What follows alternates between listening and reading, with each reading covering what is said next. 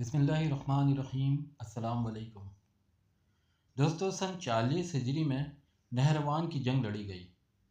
اس جنگ میں حضرت علی کی افواج نے خوارج کے سینکڑوں ساتھیوں کو میدان جنگ میں تہ و دیگ کر دیا تھا۔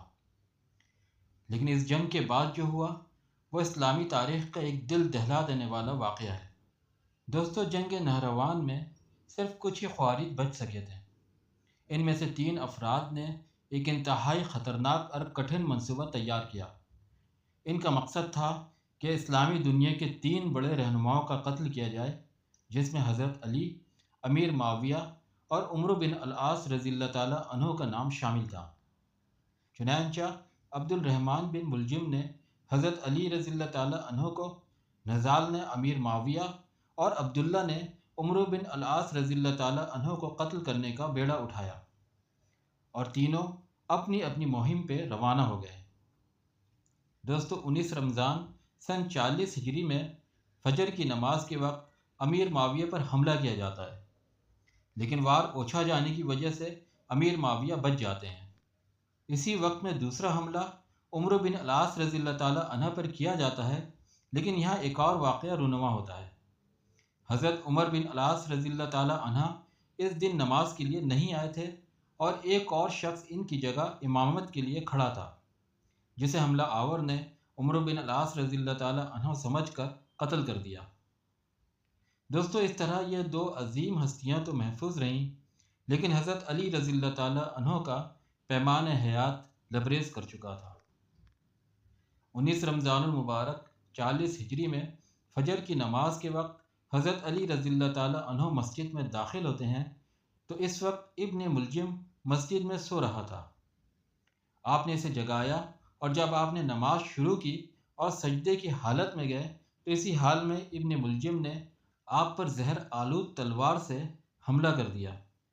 دوستو، لوگوں نے ابن ملجم کو تو گرفتار کر لیا، لیکن حضرت علی اتنے سخت زخمی تھے کہ زندگی کی کوئی امید باقی نہ تھی۔ اسی لیے حضرت امام حسن اور امام حسین رضی اللہ تعالیٰ عنہ کو بلا کر نہایت مفید نصیحتیں کی، اور محمد بن حنیفہ کے ساتھ لطف و مدارت کی تاکید کی۔ دوستو، جب جندم بن عبداللہ نے عرض کیا کہ امیر المومنین، آپ کے بعد ہم لوگ امام حسن کے ہاتھ پر بیعت کریں، تو آپ رضی اللہ تعالیٰ عنہ نے فرمایا کہ اس کے متعلق میں کچھ کہنا نہیں چاہتا، تم لوگ خود اس کے بارے میں طے کرو۔ دوستو، اس کے بعد حضرت علی رضی اللہ تعالیٰ عنہ نے مختلف وصیتیں کی، اور قاتل کے متعلق فرمایا معمولی طور پر قصاص لینا۔ دوستو، حضرت علی پر جس تلوار سے حملہ کیا گیا تھا وہ تلوار زہر میں بجھی ہوئی تھی، اس لیے نہایت تیزی کے ساتھ اس کا اثر تمام جسم میں سرایت کر گیا، اور اسی روز رمضان المبارک سن 40 ہجری جمعہ کی رات کو یہ فضل و کمال اور رشد و ہدایت کا آفتاب ہمیشہ کے لیے غروب ہو گیا۔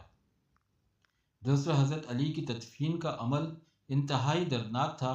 امام حسن اور امام حسین نے خود اپنے ہاتھوں سے آپ کی تدفین کی۔